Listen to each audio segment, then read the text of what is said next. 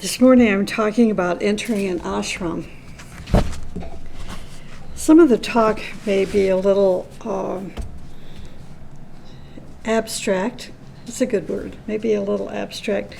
In other words, you may not know anything about it, you may not have heard about it, you may not have studied about it.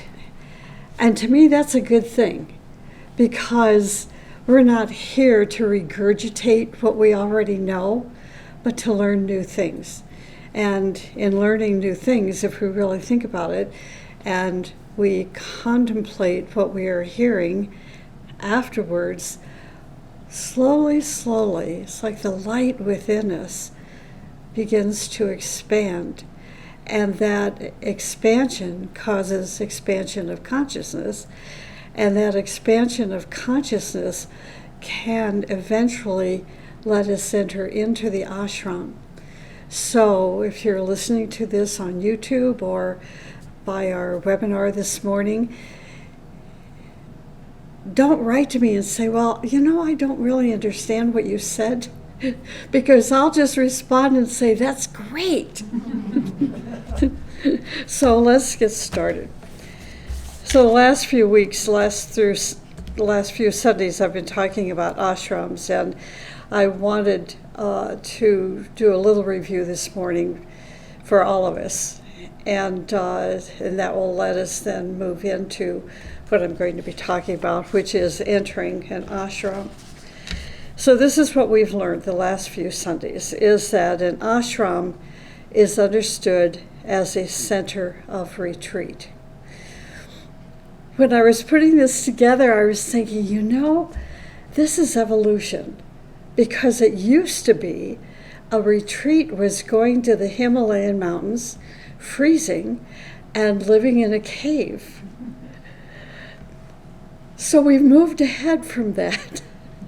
And now we're understanding through the process of the expansion of humanity, and most specifically,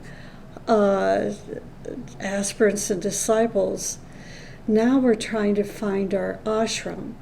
We found ourselves, but now we want to find our ashram. So we've moved from the isolated individual into wanting to find our co-workers, those who have dedicated themselves, not just in this incarnation, but our future incarnations, to the service of humanity. So an ashram is understood as a center of retreat where we can come together as souls. It is spiritual in nature. This kind of an ashram is spiritual in nature, which means it's not, necessarily a community within the town that you live. It's like I just received a quick text message this morning about how Arizona is filled with communities. And to me, that's a blessing. When you go into New York City and stay there for a while, it's not a community. It's everyone's out for themselves, generally speaking. So finding communities and to live in communities is wonderful, but this is different. An ashram is a community, but it's a spiritual community, and you have to prepare yourselves to be part of an ashram. So an ashram is spiritual in nature, and it's designed to give us direction in life. If it has a physical location, it will be found in a sacred location. And this sacred location, typically, even though it's harder these days to find, has minimal pollution, and most frequently is found in an area where there are mountains and forestry. If you remember, I said a couple of weeks ago that most disciples have a vague sense of who they are, a vague sense of their life direction. And this is a good thing, because this vague sense it's like it stimulates a desire within that person to find their life purpose, to have a sense of direction. So it's a restlessness, this vague sense of their life direction and who they are creates a restlessness. And this restlessness then pulls them to a magnetic center, and that magnetic center is the ashram. And the ashram is an outpost of the various ashrams of the masters. The ashram and its activities will in time help the people, the souls, the individuals, to fully define themselves. So they've come into an ashram having a vague sense of who they are, needing a sense of direction, which their restlessness then pulls them magnetically, into that ashram, that outpost ashram.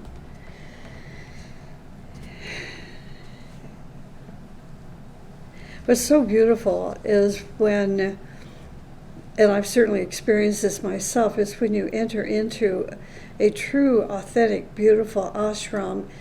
In the beginning days and weeks and months and years, it's difficult because it requires an adjustment. It's perhaps can be compared to when you go from your native country and you travel internationally and you go to other countries where they don't speak the same language.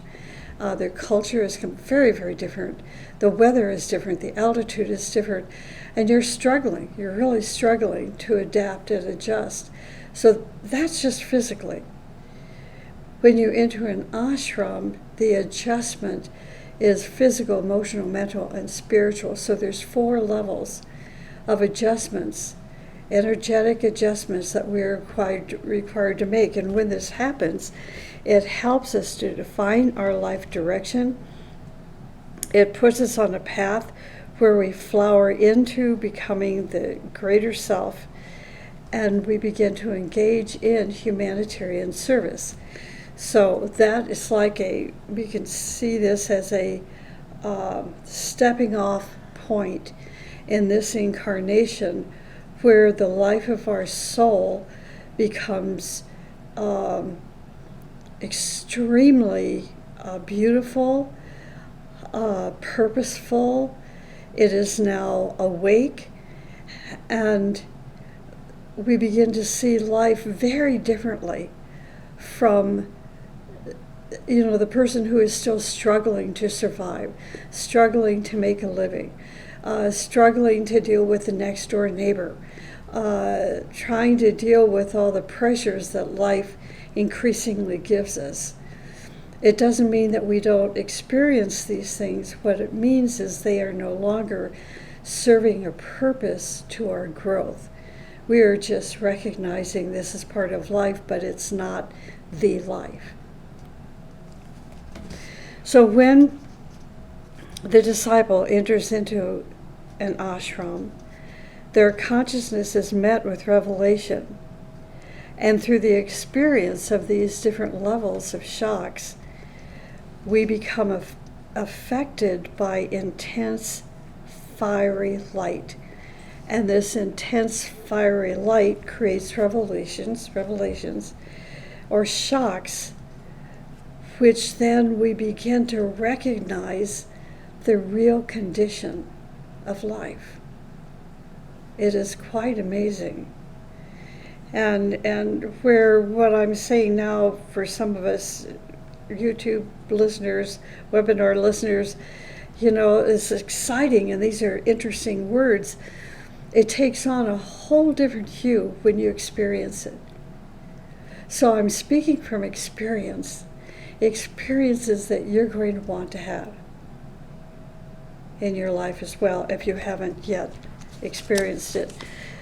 So some people see these experiences as some kind of form of punishment, and even though it's something they've been striving for, they've been reading about, they want to have it, the minute they walk into it, they walk out of it.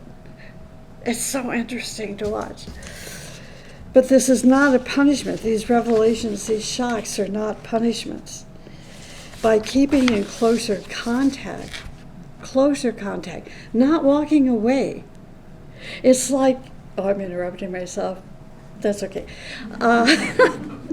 Every once in a while, I like to listen to Joel Osteen. You know, he is a charismatic, self-professed minister who took on the job of his father when his father passed on. And every once in a while, I like to listen to his talks because he's very inspirational. And I like to see, I mean, he attracts thousands of people. You know, they have 2 or 3 services of which 10,000 people each service attend. So that tells you there's a need, you know, out there. And in this particular service talk, he was talking about staying in the game of life. And this is so true. It's like some people, when their game of life becomes difficult, they walk out the front door or the back door, and they retreat, and they go into some kind of a depression, feel life has not treated them fairly, and so on and so forth. But he gave story after story after story of people who did not leave the game. Instead of running out the door, they ran closer, you know, to the center. And that's what discipleship is all about, because we recognize we are going to be tested. These tests are the result of many, many, many incarnations of the soul. And the soul is now saying, I want to be tested. I want to pass these tests. So now my life direction becomes more about service, more about progressing, more about advancing into higher realms of consciousness. It's like, oh, I'm never going to get through this talk this morning. It's like many years ago, I went to North Carolina to the Black Hills, and because there was an ashram there and of sorts, and I really, at that point, I was just kind of wanting to meet other people along the way. And so as I was sitting listening to the founder of that group, and he was sharing some kind of weird experiences, actually. But I really resonated with it, and I realized as he was talking, you know, where this planet is now, as beautiful as it is, where humanity was then, is hell. It's not heaven. It's not being in the purity and the light and the love and the beauty that our great ones bring back into the planet and tell us about. It's not like the paintings of Nicholas Rourke, because this is heaven. This is beauty. This is what we are striving to become. It's not going to Walmart and Target and Safeway, where you bump into people, and as you know, with the news yesterday and today, we've had 2 more mass shootings in this country. You know, this is hell. We don't want to keep coming back into and going through like the Groundhog Day, you know, of over and over and over again, this hell. So that's what I learned from this kind of interesting guy, you know, in North Carolina many, many years ago, and it's always stayed with me.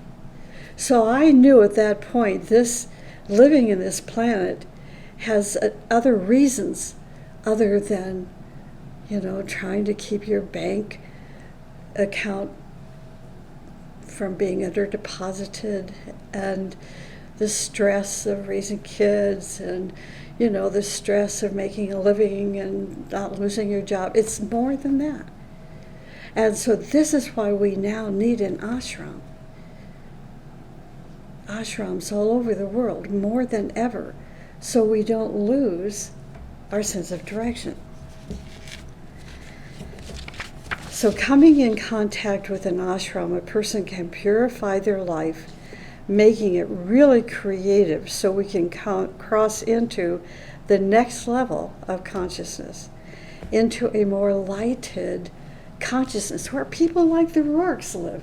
Nicholas Rourke, you cannot go into Walmart and be inspired. Truly, think of it. I go into Walmart and I think, oh my God, I'm going to have to take my cane. This is the biggest store in the world to get through. Hey, this is not inspirational. This is inspiration, and thank God for people like the Rourkes and others that tell us this is what life can be for us. So to cross over into this next level means we have to pass through this ring past knot, which I talked about before, so I won't go into that. So to cross this bridge is very difficult. It's tough. We know that. We experience this. To cross this bridge is very difficult because we are limited by our physical, emotional, and mental experiences and circumstances, and it's important that we don't let these circumstances control our lives, because this is not why we are here. We don't want our present circumstances, our level, even our level of consciousness or awareness, to be limited by our beliefs or even our disbeliefs, even our traditions and religions. We cannot cross this canal of life because of our limitations and obstacles. So we're trying to cross this canal, cross this bridge, and it's going to be tough. It becomes a challenge, and we love challenges. When the bridge is crossed, this is when a person undergoes a new birth. A new birth is a term that's used in the New Testament, a new birth. Okay, meditation. I'm moving on now. Meditation is the first step to cross the bridge and to contact the ashram. An important step in meditation and contacting the ashram is a period of intense silence, otherwise called interlude. So this is very important if you are a meditator to recognize this is the next and the next and the next stage of the process that meditation and the unfoldment of meditation brings to you, brings to your consciousness. Interlude. And this interlude includes two parts, two stages. So the first stage, the first interlude, is called contemplation. This is not Thomas Merton's contemplation. This is a very different, interpretation or definition or activity of what contemplation means in the ageless wisdom. So the first interlude of meditation is contemplation, which is an advanced stage of meditation. Contemplation can be defined as an interlude between two activities. This is why we say it is a period of intense silence. So this interlude, two steps to this interlude, but this first step, this particular interlude, is an interlude between two activities, which means intense silence. Okay? You got it? Okay. This period of silence asks the meditator to make an alignment between their soul, their higher mind, and their brain. An alignment between their soul, their higher mind, and their brain. This is an alignment process. Soul, higher mind, and brain. This is the first aspect of the interlude. So it's during that alignment where you're going to experience intense silence. You have quieted the emotional body, you've achieved concentration, and a meditation which is going to allow you to focus and reorientate your consciousness upon a new world. You're no longer in the concrete mind. You're no longer fluctuating between the lower levels of the mental body. Now you've created this interlude because of your focus, this intense time of silence. And so you're in this interlude between 2 points, the lower and the higher.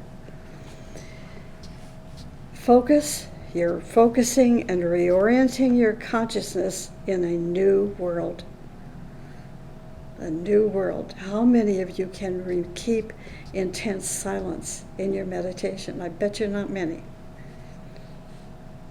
But you can. That's a goal. So at this point, we are placing our consciousness within a sphere of influence of the higher self. Now the light, the love, the power of the higher self, the spiritual chalice, the lotus, is now permeating and flooding your entire being in that interlude.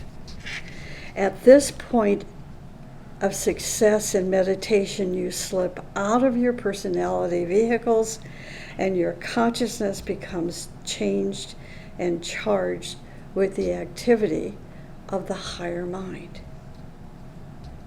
It is here, from the viewpoint of the personality, an interlude takes place. It is at this first interlude there is a point of inspired waiting. Inspired waiting. The activity of your personality mechanism is entirely quiet, entirely inactive. Your mind is held steady in the light and the soul. And in the meantime, you are thinking in unison with all souls. It's at this intense silence time of the first stage of the interlude is where you can be impressed by the planetary logos. That's just a little side note. Thinking in unison with all souls that are in contact with hierarchy, all souls in contact with the planetary logos, all souls in contact with the ashram of the master. And now you will find yourself tapping the resources of the ashram. Then this interlude comes to an end. You don't want it to come to an end, but it must. So this interlude comes to an end, and your waiting mind again becomes active, since it is now rightly oriented. Your mind is rightly oriented because it is now functioning in the light, love, and power of the higher mind. Now your mind is becoming the interpreter and instrument of the higher mind. Let's just say you're becoming an interpreter now of what's going on in the higher mind. And when I say again going on in the higher mind, it's because you're functioning with all souls who are in that sphere of consciousness, of the ashram of the master, the ashram of hierarchy, the ashram of Sanakumara. And now you're becoming an interpreter and an instrument of all that is going on there. An instrument of and an interpreter of. And now you begin to work out how you're going to bring what you are realizing into some kind of form, into some kind of manifestation.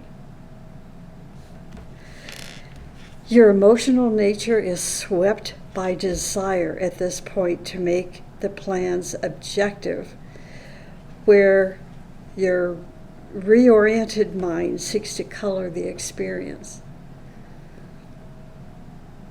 And subsequently, your brain receives the impression, and the physical plane life is now your physical life, your physical plane life now is adjusted so all of these plans can properly come into some form of manifestation.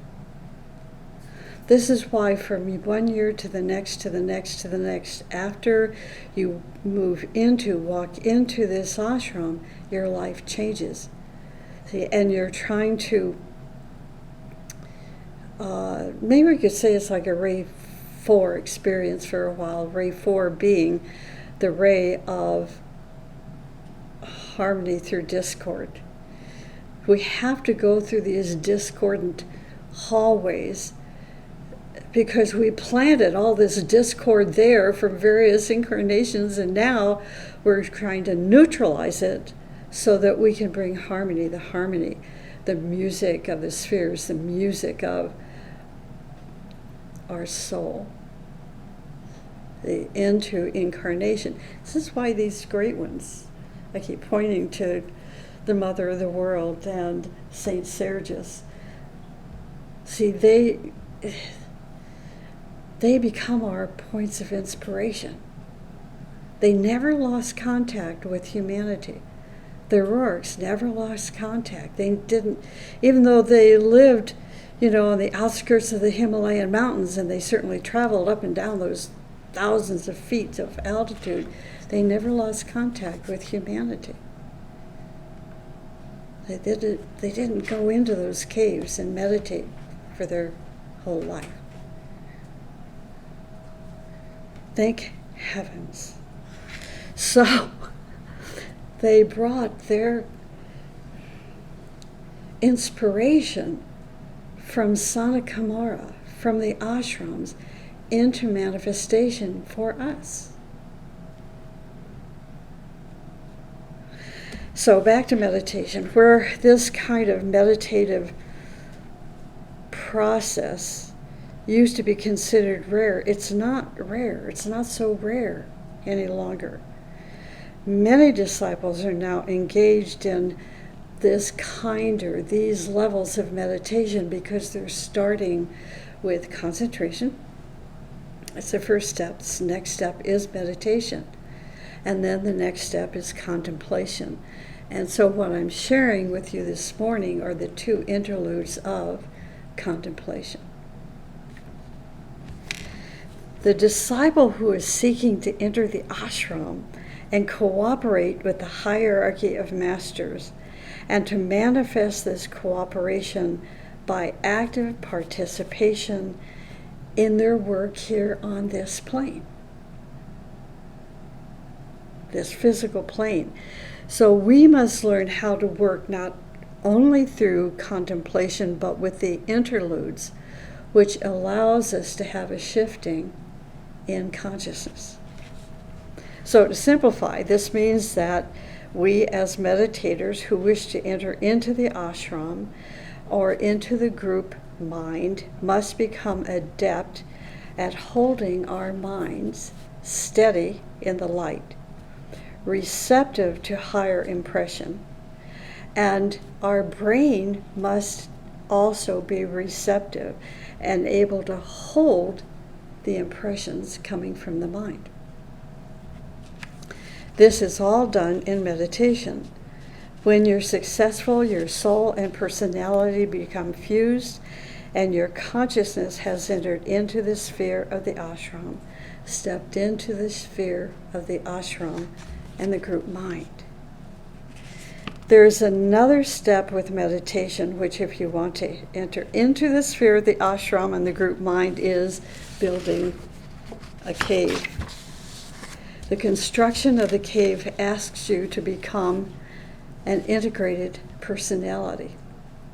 That your personality is now controlled by the soul, and you are merging with the light of the higher self. Perhaps the most important part of constructing this cave is your intent. Your intent. You must have an intent to change your life, no matter where you are right now. Even if you think you're really, really advanced, your intent must still be to change your life. To undergo the process of transformation.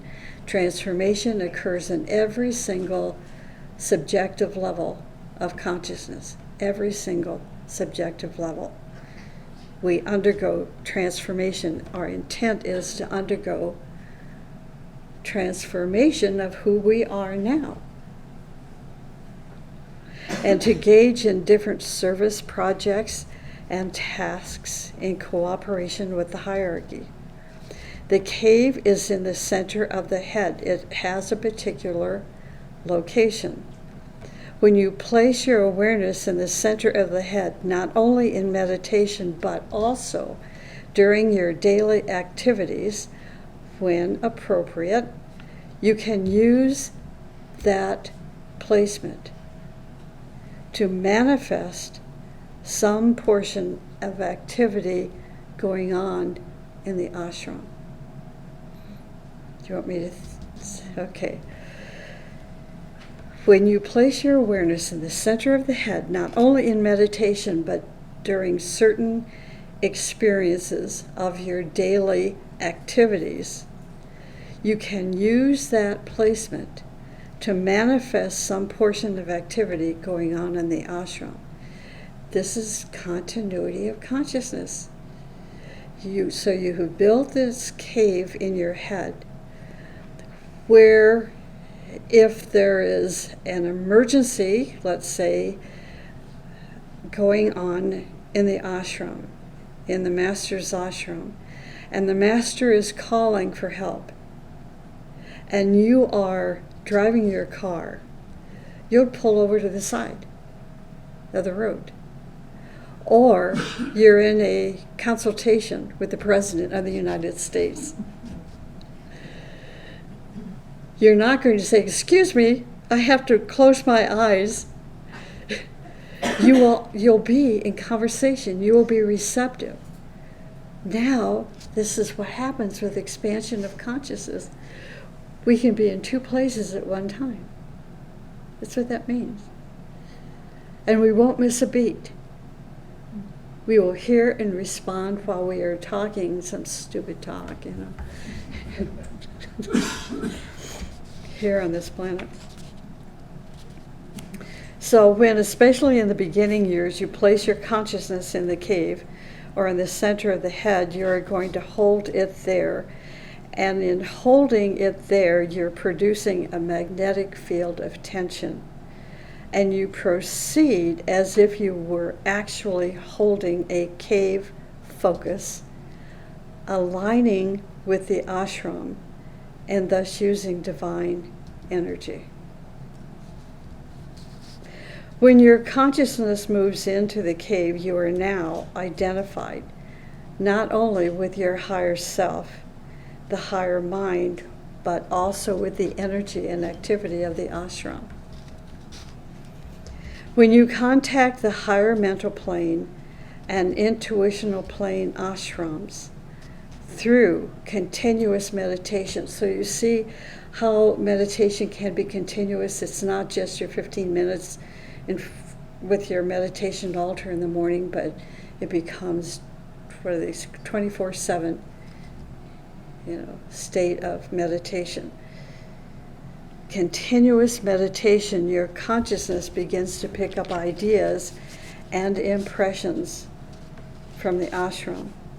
So meditation is a key step in contacting the ashram.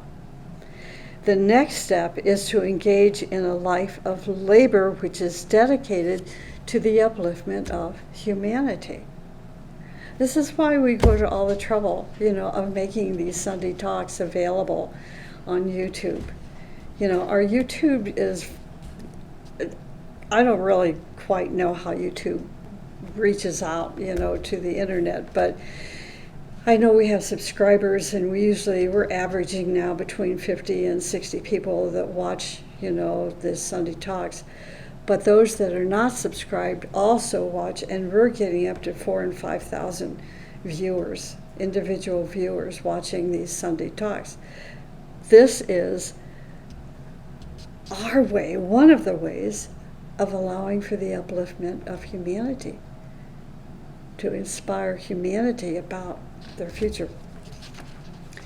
As we become more and more involved with meditation, study, and service, and aligned to the vision of ashramic activities, certain guides will eventually come and take you to the ashram to learn more so that you can work more effectively. This ashramic contact comes through your dreams. A very basic understanding of entering the ashram is, if you are not, this is so simple, it's so basic, it's almost shocking to even have to talk about it. If you are not practicing right human relationships, then you're not entering into the sphere of the ashram with humility. You must be in right human relations with everybody in your life. And that is why we emphasize humility in this group. There's no room for ego and vanity. That pushes humility away. Humility is knowing who you are and who you are not. We're not imitators. If we do not have humility, we will not be invited into the ashram. We must be creating group thought forms of beauty, goodness, righteousness, joy, and freedom, and protecting these thoughts, projecting these thoughts out into space. These thoughts must be part of the makeup of not only your daily speech, but of your personal thoughts as well. And there's no exception. Darn. It's sometimes like, I cannot think beauty, goodness, righteousness, joy, and freedom in this environment with politics, with who. But, there's no exception, so figure it out. These thoughts, beauty, goodness, righteousness, joy, and freedom, must be part of our makeup in our day-to-day talk and in our thoughts. If we want to enter the ashram, we must have a credit card in our hand. Our credit is how many people we have sincerely helped. This is the second point. Right human relations and a credit card. Okay. The credit card is filled with how many people we have sincerely helped. We must save ourselves first, prepare ourselves, and make ourselves beautiful, but this is not enough. We are going to find people and pull them out of their hypocrisy, out of showing off, out of their vanity, ego, glamours and illusions, and so forth. So the whole path is self-perfectment. Here's a simple example. If you are given an article to edit, it is not the article that is important, but your perfection in editing that is important. For those of you who read Agni Yoga Quarterly, or the books we are presently publishing, you will see a level of progressing perfection from our editors. And now we have we've added 2 new people to our editing team, and they're having to learn the Chicago Manual of Style. If you've ever read that, it's like an 8-point type, and there's about 1,500 pages to the book, and they're learning it as they are editing a really, really tough job. And I won't go into it, but they're already, working hard, dedicating themselves to increase their level of perfection. also proofreaders, also the creative design of books. What's interesting to me is that they are all volunteers engaged in these service projects, dedicating many hours of their day-to-day lives. But you see, it's like the teaching says, our life now becomes task by task, not day by day. It's not how much we're being paid to work. It's how much talent we have to give back to the evolution of life. Service for the ashram. Service for humanity. For hierarchy. Humanity, of course, but service to the ashram and hierarchy, particularly. Imagine Master Moria saying, I need an increase in my salary. Really, it's like, oh, that's strange. Or Christ saying, I need a salary before I can bring Lazarus back to life again. Pay me more.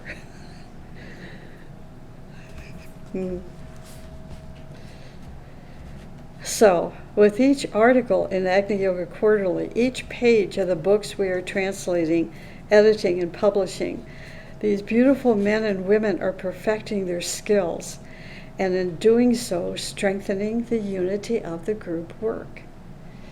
And of course, it is the weekly and monthly donations which go toward paying, I have to put this in, paying for the publications and more.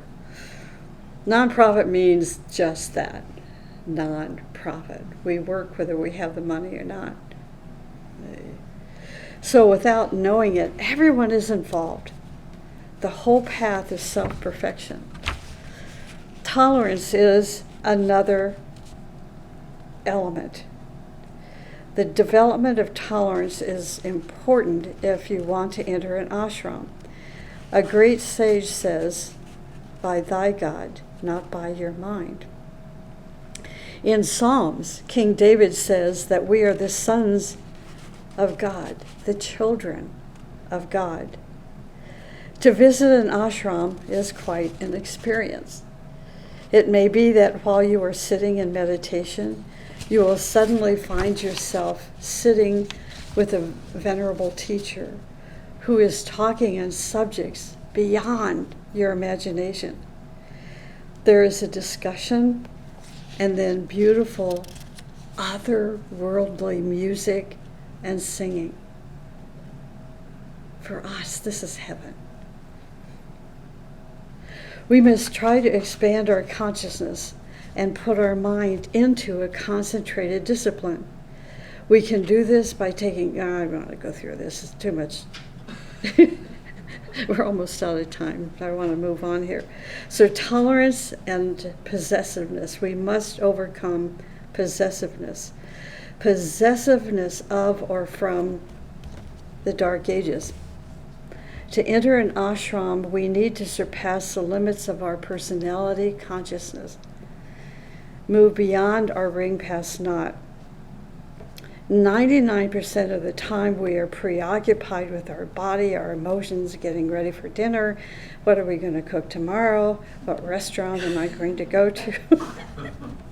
I catch myself with this. I'm eating, I think, oh my God, I've got dinner. Where do I go? I know where I can order out. This is in the middle of doing something really important, like food. Oh, the reality of life. So the question we can ask ourselves is, what percentage of the time are we passing beyond that state of consciousness, the personality consciousness? Next, we must develop a sense of responsibility in order to gain entry into an ashram. If you don't have that sense of responsibility, if you're not responding to the needs of the environment, we don't have a sense of responsibility. That means we can't enter into the ashram. We need to be careful and harmless in thought, word, and action. This is what leads us toward our ashram. We must observe the effects of our thoughts, words, and actions on others by asking ourselves, if I do this, how will it affect other people? in years to come. Think about how some people that you know still talk about their high school life. Mom and dad, when they were back in high school, those teenage years that are so important. And here they are, 60 years old, and they're still talking about it. See, we must be aware of how our thoughts, words, and actions influence others, how it will influence them in years to come. If we say this, how will it be translated in my life? If I think this, what kind of impression or direction will I have? We must occupy ourselves with the essentials of spiritual living to penetrate into an ashram, whether we are working in our office, also with all of our relationships, and during daily life in general. We must be constantly occupied with what is the most essential, and that creates spiritual tension. In conclusion, it's most important to experience contact with the ashram. Perhaps you have had experiences while dreaming that you are at a lecture. This is an indication that you are becoming aware and making contact. You can also make contact and then it disappears from your memory. It is possible to be in the ashram sometimes, and though perhaps not a member of an ashramic group, the ashram that is, let's say, in the higher mental plane, we may not yet be a member there, but our teacher can take us there. If there's something important going on, our teacher, by magnetic energy, can collect us together so that we can enter the ashram for a moment.